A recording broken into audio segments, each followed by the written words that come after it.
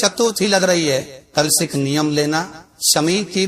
वृक्ष की पत्ती, जैसे ये बेलपत्र होता है, शिव को और गणेश को बेलपत्र शमी पत्र समर्पित होता। आपको कथा में वर्णन किया था 33 कोटि देवताओं को भले बेलपत्र नहीं चढ़ेगा, पर 33 कोटि देवताओं को शमी पत्र चढ़ता है। और उसमें एक गणेश जी महाराज और ये बाबा भोलेनाथ, इन दोनों को शमी समर्पित। कथा में पहले भी वर्णन किया, आज फिर आपको ये शिवलिंग है, समझ लेना बहुत अच्छे से। जो आपको करना है रिद्धि सिद्धि पाने के लिए, संपदा को बढ़ाने के लिए, ये शिवलिंग है, ये कोल जलाधारी है, ये चरण से जल नीचे गिरता है। शंकर जी का पूरा परिवार शिवलिंग के आसपास में है। शंकर जी की 5 लड़कियां जो ऊपर से जल नीचे गिरा रही है, जया, विशता, शामरी बारी, दोतली और देव, ये शंकर जी की 5 लड़कियां, जिनका नाम लेकर सोने से रात्रि में नींद अच्छी आती। एक एक बूंद जो ऊपर से गिरा रही है, ये शिव की 5 बहन। जहां से जल नीचे गिरता है, शिवलिंग का जो जल नीचे जाता है, उसके राइट भाग में गणेश जी का स्थान, लेफ्ट भाग में कार्तिकेय का स्थान, बीच में शंकर जी की सबसे छोटी लड़की अशोक सुंदरी का स्थान। शिव महापुराण की कथा कहती है और गणेश चरित्र अपन स्मरण कर रहा है, और कल से एक चतुर्थी लग रही है। जिसके घर में संपदा की कमी बढ़ती हो, बीमारियां ज्यादा फैल रही हो, बहुत कष्ट हो महाराज, बहुत ज्यादा दुखी हो महाराज, कोई काम नहीं बन रहा, बहुत तकलीफ में हो, तो शमी पत्र, शमी की पत्ती, जहां गणेश जी का स्थान है, वहां पर 5 शमी पत्र 5 समर्पित करे और शंकर जी के ऊपर 3 शमी पत्र समर्पित करे। बहुत ध्यान देना, 5 शमी पत्र जहां गणेश जी का स्थान है शिवलिंग में, वहां समर्पित करे। 3 शमी पत्र शिवलिंग के ऊपर समर्पित करे। 1 शमी पत्र शंकर जी की चौखट पर लेफ्ट भाग में जाते समय, आपका कुहिता,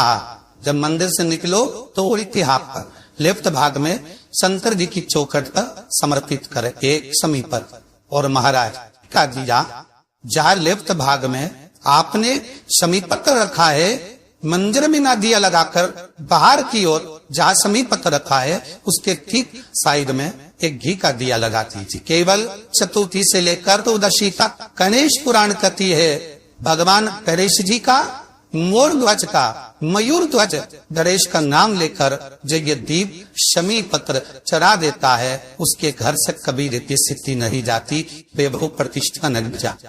कर पर देखना, अगले साल तक आपका व्यापार कितना चलता है हमको पता ना चले, करके देखो एवं। और शिव महापुराण की कथा कहती है, गणेश पुराण के 3 अध्याय में वर्णन किया, कोई बीमारी नहीं जिसका इलाज ना होगा। हरा मूंग की कटोरी भर लो, मूंग जानते हो, हरी मूंग की दाल होती है ना, जो हरा मूंग, आखा मूंग हरा, एक कटोरी भरो, उस पर गुड़ की एक थोड़ी गुड़ की बत्ती,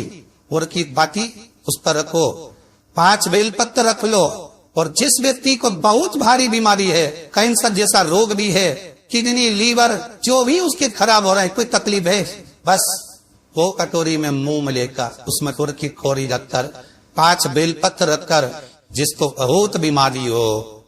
दमा, श्वास, किडनी आदि का आदि बहुत बीमारी हो,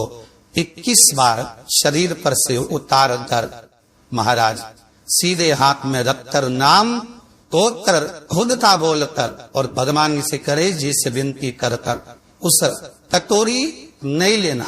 पुरानी कटोरी नहीं लेना, कोई कटोरी घर में नहीं हो, नहीं कटोरी, और उसको गणेश जी के मंदिर में पहुंचा दीजिए। गणेश जी के मंदिर में पहुंचाए, गणेश जी के मंदिर में पंडित जी भी बैठे रहे, हाथ में मत देना उस कटोरी को, भले दरवाजे पर चौखट पर गणेश जी के राइट हैंड की ओर, आपका उल्टा हाथ होगा, गणेश जी का सीधा हाथ होगा, तो गणेश जी का जो राइट हैंड हो, दर्शन करते समय सीधा हाथ इधर आएगा, उस हाथ की वहीं पर हाथ जमीन पे ही रख देना, पर रखना भूमि। महाराज कैसी भी बीमारी होगी, अगर चलने में भी तकलीफ हो रही होगी, पापन पर मन पड़ जाए। गणेश जी महाराज ने कश्यप ऋषि से कहा, सुनो कश्यप बाबा, आपने मुझे दुर्वा समर्पित करी है, ये दुर्वा जो मुझे देगा वो वैभव पर प्राप्त करेगा, जो दुर्वा मुझे समर्पित करेगा उसके जीवन में रोग दूर हटेगा। इस दुर्वा का अलग अलग महत्व है महाराज। कुएं के पास की सफेद दुर्वा, कुएं के पास की सफेद दुर्वा यदि 40 दुर्वा गांठ लगाकर गणेश जी को समर्पित कर कर वापिस उठाकर उस दुर्वा को खाली पे, आपके घर में भी गणेश जी होंगे, उनको समर्पित करो, खाली पे इस दुर्वा को केवल चबा चबा कर खा लो और आधे घंटे बाद पानी को पी लो। गणेश जी को चराना, सफेद दुर्वा को गणेश जी को समर्पित कर कर चबा चबा कर खाना, उदर की प्रॉब्लम, जो भी मसा आदि की प्रॉब्लम होती है उदर से जुड़ी हुई होती है, जिस चीज से जुड़ी होगी, पेट की जितनी प्रॉब्लम होगी आपको, जितनी भी प्रॉब्लम होगी वो सारी, कितनी भी प्रॉब्लम हो पेट से जुड़ी हुई प्रॉब्लम जितनी भी हो समाप्त। यही दुर्वा शिव महापुराण की कथा कहती है। यदि चतुर्थी के दिन सात गांठ वाली दुर्वा 21 ले लो और चतुर्थी के दिन गणेश जी को समर्पित कर दो, पंचमी तिथि को उस दुर्वा को उठाकर दूध में डाल दो और उस दुर्वा को दूध में डालकर उस दूध में उस दुर्वा को मल लो, और जिसके सफेद चमड़ी पड़ गई हो, चर्म रोग हो गया हो, उस दूध को उस दुर्वा के साथ, दूध नहीं भी हो तो पंचमी के दिन दुर्वा का लेपन शरीर पर कर ले। आधे घंटे तक करने पर पंचमी को प्रदोष काल में स्नान कर ले, महाराज आपको चर्म रोग में आराम लग जाएगा, सफेद चमड़ी अपने असली रंग में आना प्रारंभ हो जाएगी। धरेशपुरा दुर्वा का हो 21 दुर्वा के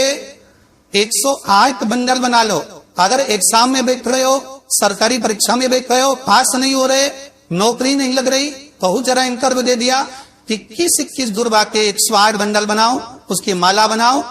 और देवी के मंदिर में, माता जगदम्बा के मंदिर में, अर्थात चाहे शंकर पार्वती पूर्ण परिवार विराजमान हो, ऐसे देवी के मंदिर में गणेश जी के गले में वो माला अर्पण करिए, अपना नाम बोलकर और जिस एग्जाम में बैठ रहे हैं उसका भाव वर्णन कर कर मारे, और वहीं से एक पुष्प लेकर अपने कमरे में जहां पढ़ते हो कांच की प्लेट में उस फूल को रख दीजिए और दूसरे दिन एग्जाम के लिए चली जाइए, आपको उसका फल अवश्य मिले, अवश्य आप उसमें उत्तीर्ण होंगे, फल प्राप्त दूबा सुख का अनुभव करा दे। श्री शिवाय नमस्तुभ्यम, सब बोलिए एक बार जमकर, श्री शिवाय नमस्तुभ्यम। एक कर जरूर कर रहा, ऐसी और वाला हमारा झूठ तो नहीं बोल रहा, शास्त्रों की बातें हमारे जीवन में हमें सुख प्रदान करे, इसलिए इस भाव का आनंद करते हुए आज भी तरह वो विराम देते हैं।